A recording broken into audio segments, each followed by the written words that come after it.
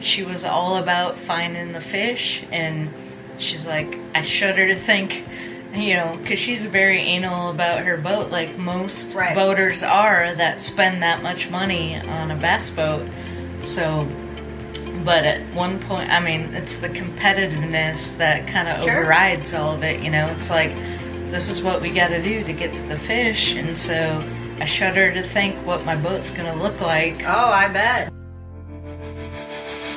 Welcome to the Woman Angler and Adventurer podcast, inspiring real women with a passion for fishing and the outdoors to go get their adventure on. Now, here's your fearless host, Angie Scott. Welcome, everyone, to this week's episode of the Woman Angler and Adventurer podcast. As I mentioned last week, I was in Missouri for the LBAA, which is the Lady Bass Anglers Association, the Women's Pro Bass Tour, to fish the Truman Lake Tournament, which was our last tournament of the year before the Classic. Things were a little different this year, both due to COVID and the hurricane that hit Louisiana and caused our Cane River event to be canceled. So instead of the Classic being the typical 3-day tournament, it turned into a 1-day shootout on Truman after the Truman Lake Tournament.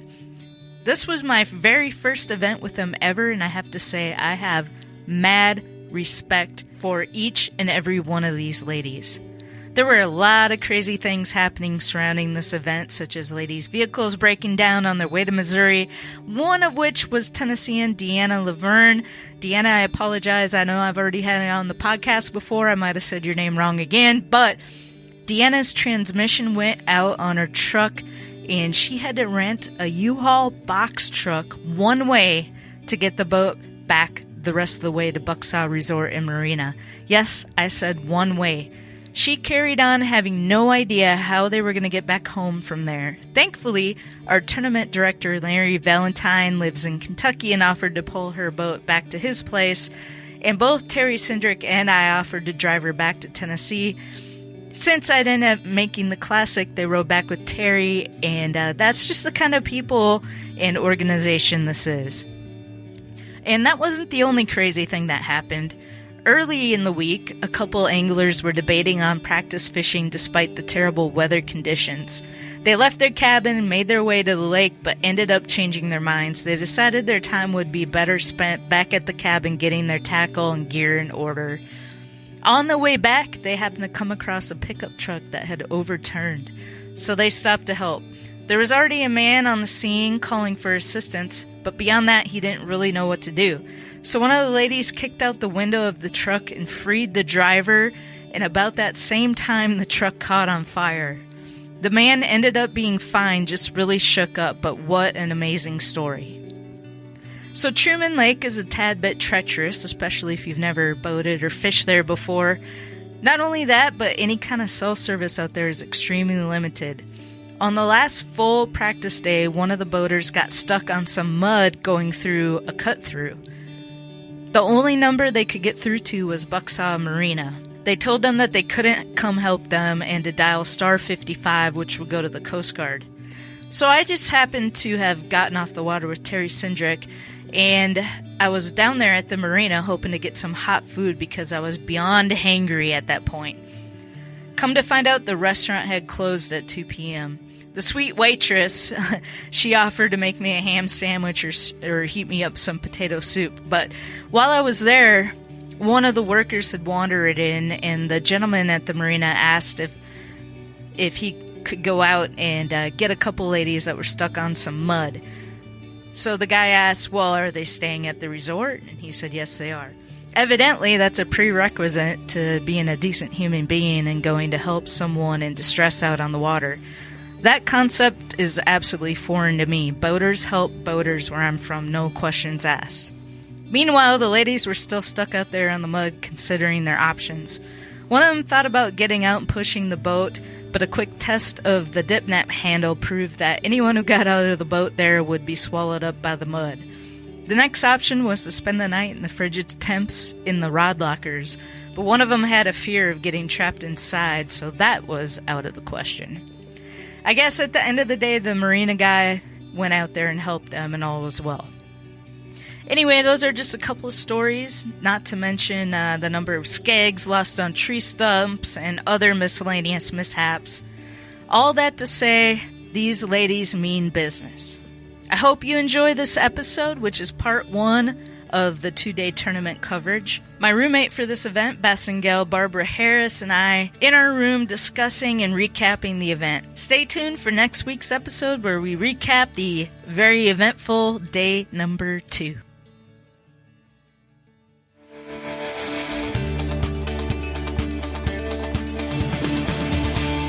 So Angie, Yeah.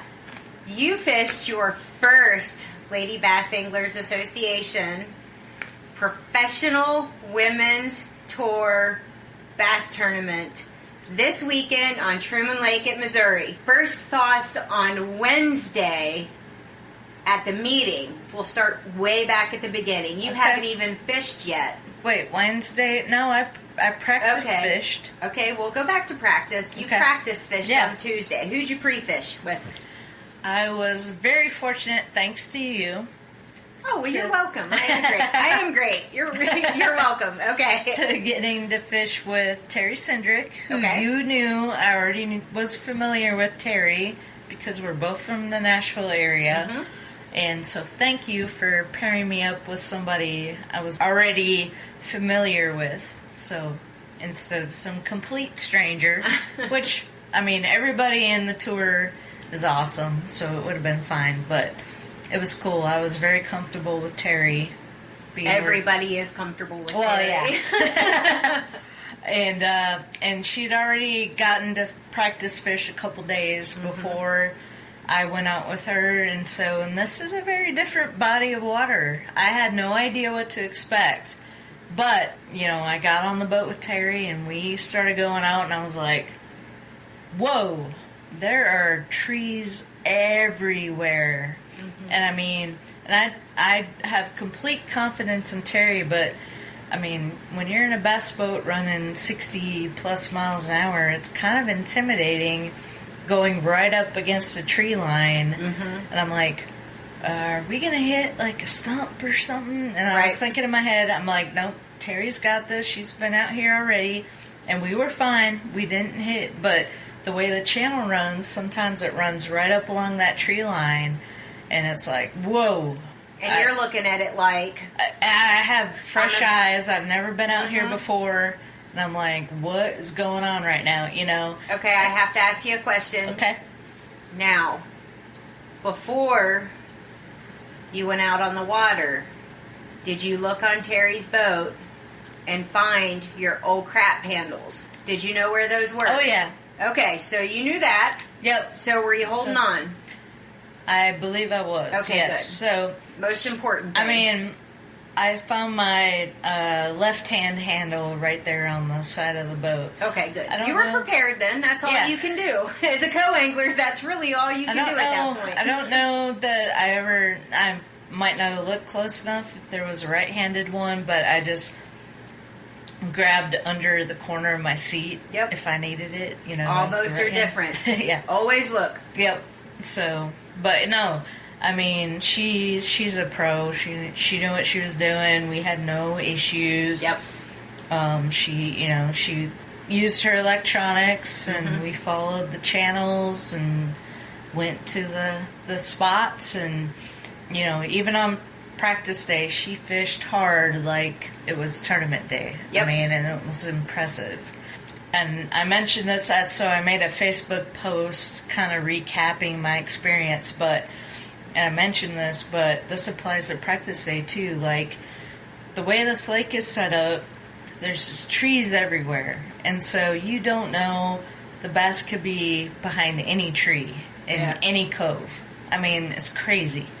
So we would go into coves full of trees and tree stumps, and like one lady described it, it's like a game of Plinko on The Price is Right.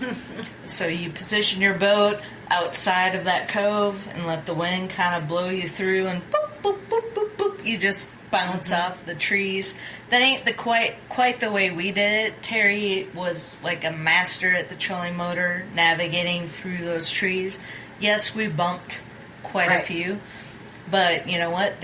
She was all about finding the fish, and she's like, I shudder to think, you know, because she's very anal about her boat, like most boaters are that spend that much money on a bass boat. So, but at one point, I mean, it's the competitiveness that kind of overrides all of it, you know. It's like, this is what we got to do to get to the fish, and so I shudder to think what my boat's going to look like. Oh, I bet. When we put it up on the trailer. Because, so to preface this, we're at a marina, and so some of the boaters, it's kind of unusual situation for a tournament, but the boaters had the option to reserve a slip for the week instead of trailering in and out every day. And so a lot of the boaters opted for, you know, just to go ahead and get a slip, put her in, and all you got to do at the end of the day is, you know, dock it, and instead of much easier. Yeah, much easier. So it's a little bit different here. And so Terry was one of the boaters that opted for a slip, and so she's not been able to see what all this, you know, bumping Plinko game stuff has been all week on her boat. And you know, she's like, but the competitiveness, the drive to win, all that overrides worrying about little scrapes and scratches on your boat. Yep. So that's what we were doing, even on practice day, you know. But she's very good at working the trolling motor, so minimize the amount of that happening as much as possible. But yeah, very impressive. I was happy to fish with her. And then come Wednesday, which you mentioned, so that was, you know, my first, like, experience with the whole group of everybody. Okay. So we all got together for, like, a meeting, like a pre-meeting, but we also had a dinner, and it was a buffet kind of style Mexican food, which was very good. Good. And so that was kind of my first experience meeting the majority of the ladies. And, okay. Overwhelmed, nervous, excited, happy? Shocked? No, not shocked. I was I guess overall I was just happy to be there, and a lot of them I know from Facebook because I've had this podcast, and so through you and you know the Nashville Boat Show where I interviewed some ladies, so like Deanna and bunch of the other ladies I recognize from Facebook because I've friended for whatever reason, like social media. Yeah, like Glenn Ellen.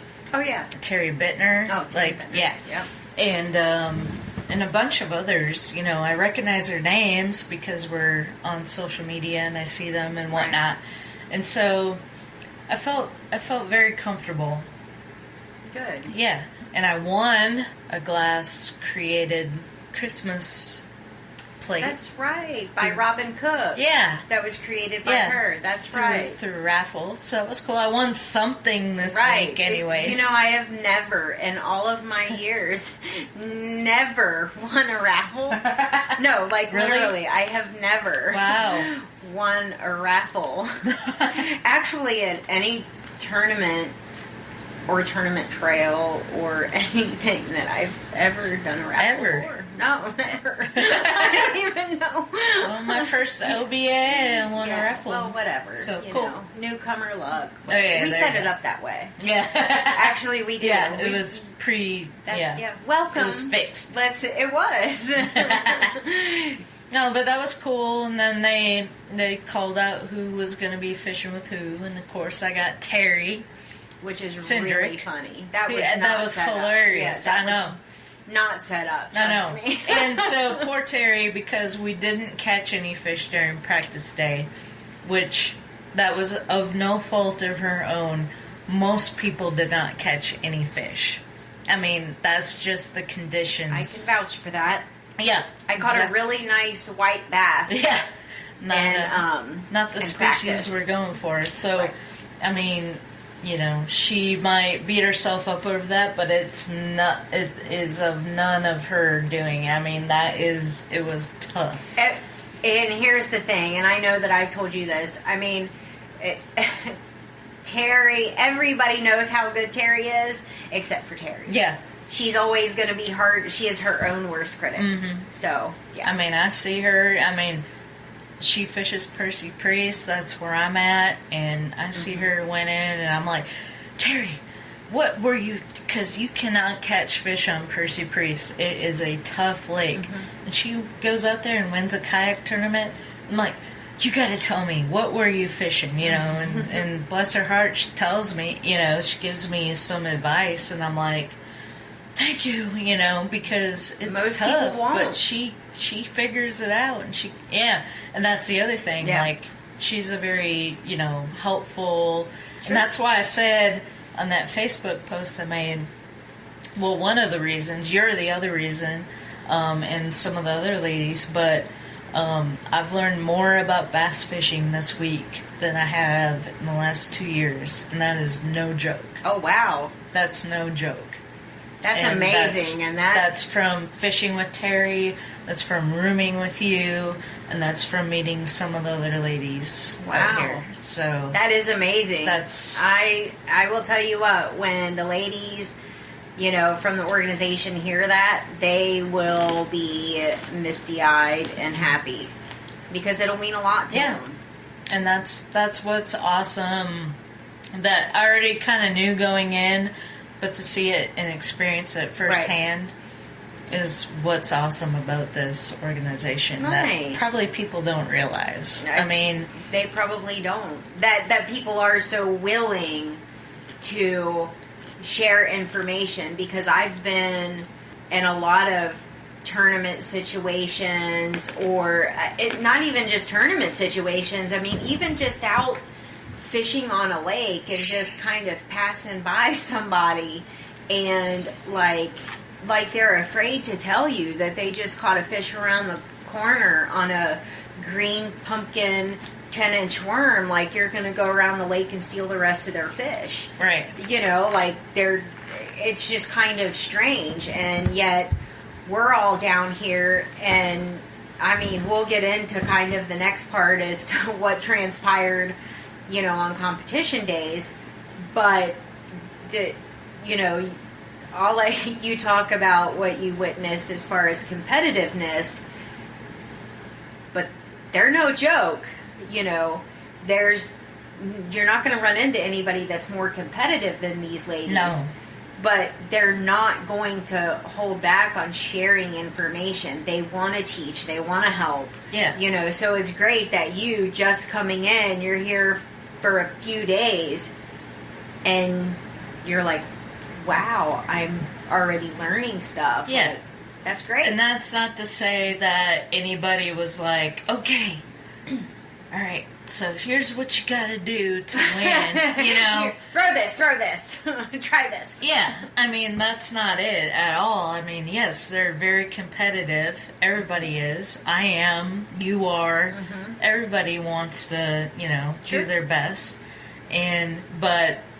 But I mean, there's just that element of teaching that, I don't know, and maybe it's because I've only fished with men before, and you know, men kind of tend to have the mansplaining way of teaching, and bless their hearts, like, maybe, you know, they don't intend to, maybe, or whatever, but I guess I just resonate more with other women in the way that they explain stuff, you know, and that could be... and I think with the ladies, like, our intent, well, okay, I'll say for me, I don't want to speak for everybody, but, like, when I'm talking with you, like, I'm not just trying to talk to you in the sense of, okay, for the here and now, and at Truman Lake here in mid-October, Right. You know, like, I'm trying to generalize as much as I can right now, because you're going to be going back to Percy Priest, I'm going to be going back to Northern Kentucky. Your water, your weather is different than mine, but in the future, when you're fishing, you know, you're going to take all the information you learned from me and from Terry and from Linda and Secret and Cheryl and everybody that, you know, that you meet, and you're going to experience all these different scenarios here and there, and you're going to pick that apart. Yeah. And I can't wait after this week to get back to Percy Priest and apply some of the knowledge I learned this week, because I think it's going to be a game changer for me. So let's talk about what happened on day 2 here at Truman Lake of the tournament. Day 1. Well, day 1, yeah, it was warm. It was windy. You know, we were doing that Plinko board game, and Terry was doing awesome at the trolling motor. I think gorgeous. And I just gotta say, practice day and day 1 of the tournament with Terry, because I was fortunate enough to fish with her in both occasions, I lost 1 lure. How many lures do you think you lost over the practice day and day 1? Not counting today, because I can't count today. And we'll talk about that in a second. But just counting practice day and day 1. Just well, rough. I'm just gonna count crankbaits alone. I'm just gonna count crankbaits alone because they're, crankbaits. Off the top of my head, at least 8. And maybe Just it's crankbaits. me. Maybe it's me not fishing hard enough, like being worried about losing something. But it was also Terry, and not to discount the boaters you were with, but Terry was awesome to, if I got hung up, which happened probably not a lot. I mean, maybe 4 or 5 times each day. She would troll back, and we would try to get unstuck. And there was only one time where I threw up. It was like in a limb, and I was like, "Oh, we ain't getting that." Like, I knew it, she knew it, so I busted off and I lost it. But it was a soft plastic, so it wasn't right. Huge deal. Well, and I think a lot of it does depend. Like some of my crankbaits were a little deeper, and it did depend on what kind of area we were in, because, the situation, how the trees were and stuff like that, but some of the trees were more sporadic, and some of them were closer, together, and it just depended. Yeah. I know that I was in one area where I lost, I think, 3 or 4 of my crankbaits within like a 20-minute period. Ouch. Dang. Yeah. But there was nothing I could do. Yeah. That's the name of the game. That's why when someone asks you, why do you need all these crankbaits? That's why. Because they can go fast. Yeah. Just like jigs and just like Texas rigs and hooks and everything else. Exactly. So day 1, the most fish weighed in, just to give you an idea. So to let everybody know how it works. For the pros, which are the boaters, they get a 5-fish limit. For the co-anglers, we have a 3-fish limit. And so on this lake, it was a largemouth, it had to be 15 inches at least, or spotted bass had to be 12 inches. Just to give you an idea how tough it was, the most fish weighed in by any angler was 2 fish. This is true. Look, that's tough. And nobody, pro or co, had 3 fish. Exactly. So the fact that I had one that was close to weighing in, so I ended up catching one with Terry in the afternoon. She netted it for me, thankfully, and I had just run my bait under this branch I saw underwater, and bam, got hit. And I was like, yes, and I could tell it was a good fish. And go ahead. I'm sorry, go ahead. No, well, I was just gonna say it was a fat largemouth, but when I put it up on the ruler, it was like a good 1/4 inch shy of 15. There was nothing I could do. I mean, I'm talking pinch tail, closed mouth, quarter-inch shot. There was nothing I could do to step make on the it, belly. Yeah. But it would have weighed good. I mean, because it was a fatty. But it just was not long enough. And I fished on day one with Mickey Wolfenberger. And she is one of the ladies on the tour where you know you have to contend with her every single tournament. You're always watching for her to weigh in. But on this lake, everyone was watching for Mickey because this is one of her home lakes. So Mickey was ready, and she was being real quiet during practice. You know, so like I was really excited to fish with Mickey because I've never fished with her. The ladies in the organization, which, you know, we're a family, and that's another great thing about us. You know, she has been having some medical issues. We've all been praying for her, and I was so happy to fish with her, you know, just to check in and everything, and we were high-fiving, you know, to get out there, and I had told her, I was like, I don't care how we do, you know, and so everyone's like, oh, Barbara, you got a great draw. Like, you've got Mickey. This is her home lake. And I'm like, really? I was like, oh, wow. I was so excited to fish with her, and I didn't even know this was her home lake, you know? And she told me at the very beginning of the day, she was like, you know the fishing sucks, right? And I was like, yeah, I know that practice has been hard.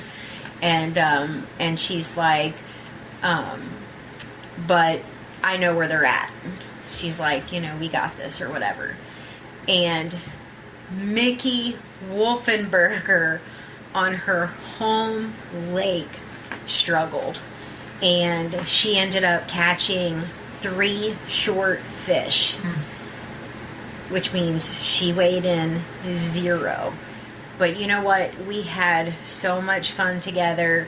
Like, you know, we high-fived each other. Like, even when we were coming into weigh-in, this is no lie, neither one of us had a fish. In fact, like, she ended up, it was 2:50. Weigh-ins at 3 o'clock. We're within sight of the dock, and she ended up setting the hook at 2:50.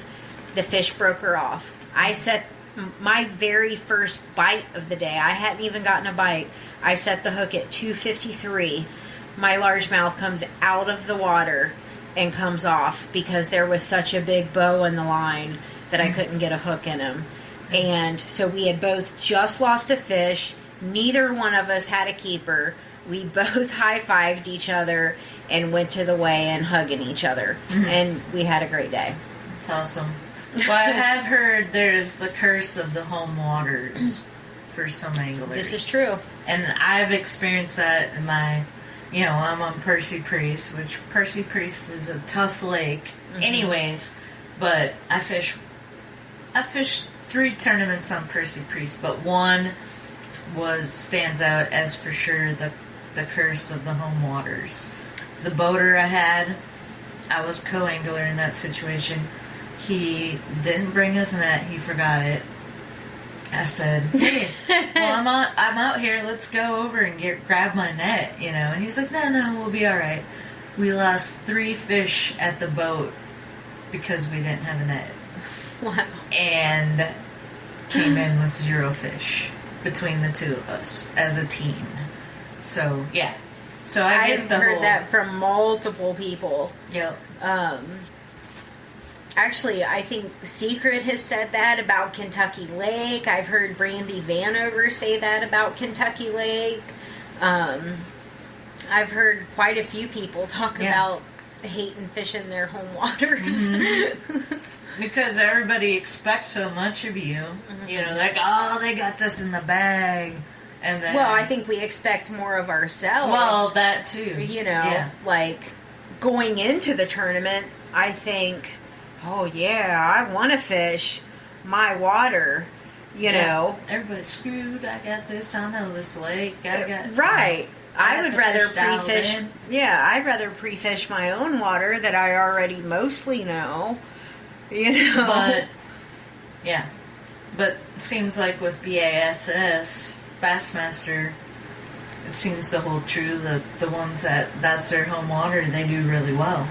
So I don't know. Maybe they got something figured out.